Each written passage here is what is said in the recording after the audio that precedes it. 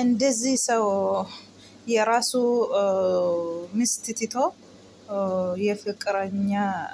የፍቅረኛ ሰው የሚመኝ ሰውዬ እንደዚህ ክፉ እንደዚህ አይነት አላህ ይጠብቃችሁ።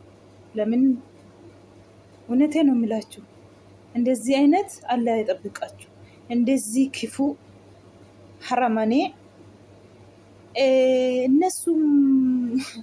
እነሱን ተለያይቶ ደግሞ ሀይሜ ከብሩኬ ጋር ተለያይቶ እሱ ጋር ልትሆን ነው። አያችሁ ዛሬ እውነቱን አፈርጥቷል ሰውየው።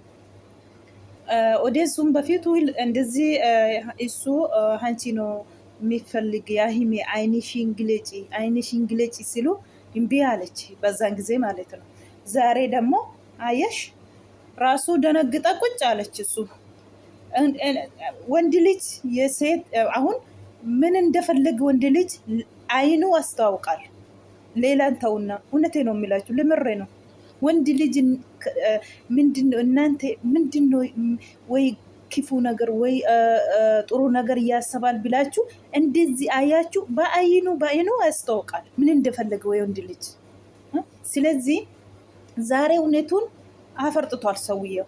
እሱ ሃይሜናን ፎቶሾፑን ውሸቱን አሳይቶ ሃይሜም አመነች። ከዛ ብሩኬ ጋር እነሱ ተለያዩ። ሲለያዩ ደግሞ እሱ የሃይሜ ፍቅረኛ ይሆናል። አጅሬ አረ ክፉ ለክፍነት እስከ ጥግ የሄደ ነው። እስከ ጥግ ግድ ለክፍነት እስከ ጥግ። እውነቴ ነው የሚላችሁ። በእንደዚህ ሰው አላህ ይጠብቃችሁ። ወላሂ ላዚም እንደዚህ ማላቸውም ገብተው ብጥብጥ አደርጉ። እኔ የሃይሜ ስሜት አለኝ፣ ትልቅ ቦታ ነው አለኝ የሃይሜ። ለምንድን ነው 5 ዓመት አብረ ቆየ ከምስተክ ጋር ትልቅ ቦታ የለም?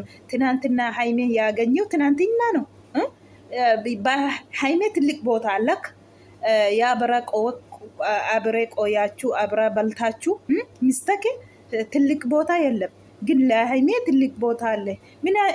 ምንድነው እንደዚህ አይነት ምን አይነት ነገር ነው እንደዚህ አይነት? 5 ዓመት አብረ አለፋችሁ አብረ ጠጣችሁ፣ ትልቅ ቦታ የለም። ለሃይሜ ነው ትልቅ ቦታ አለ። ሃይሜ ትናንትና ነው ያወቅ ለሞ ለጥቅም ነው የመጣችሁ። ሃይሜም ብሩኬም ሁሉም ለጥቅም ነው የሚፈልጉ።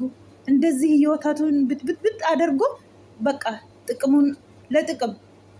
እሱ ደግሞ ለጥቅም ብቻ አይደለም የመጣው እስከ ጥግ ድረስ እነሱን መለያየት እነሱን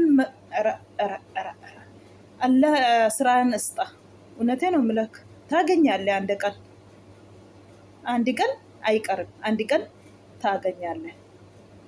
እውነት እንዳያችሁ ነው። አያችሁ አይደለም? እሱ ምንም መሰረጃ የለም፣ ውሸቱ ነው። ሃይሜ አመነች እኮ እውነት። እንዴት አመነች? እኔ እንጃ ወላሂ። ብሩኬን አታምንም ማለት ነው ሃይሜ። እኔ ምንም ቢሆን እኔ እንጃ። እኔ ግራ ገባኝ አሁንስ ወላሂ አልዓዚም።